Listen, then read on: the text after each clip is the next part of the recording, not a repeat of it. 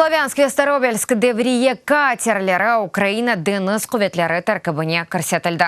Одессада ресми тедбір алып кечті. Гемелер өзерінде Украина байрақлары елперетілді. Бұның еле деңіз құветлеріне Александр Ахрименко араштырма кемесі қошылды. Айланд туры арби катерлеріні Украинаға Америка Бірлешкен Девлетлерінің Мудафа назерлігі бағышлады. Бұл кемелерінен Украин арби деңізжелері Қарави Азақ деңізлеріні деврие етежек.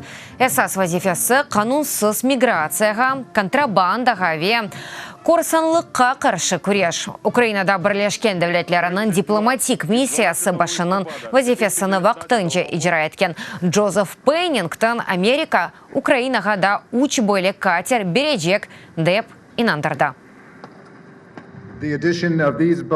Бұл катерлерінің Украина арбейденіз құветлерінің флотына қошылығы девлетінің суверенитеті вет топрақ бұтынлігіні имае етуі үшін силалы құветлерінің құдретіні артырачақ. Бұның еле катерлер қара денізде вазият аққында мәлумат бережек. Ялының телекесізлігіні құветлештірежек ве сувларда контрабандаға қаршы көрешмеге ярдым етежек.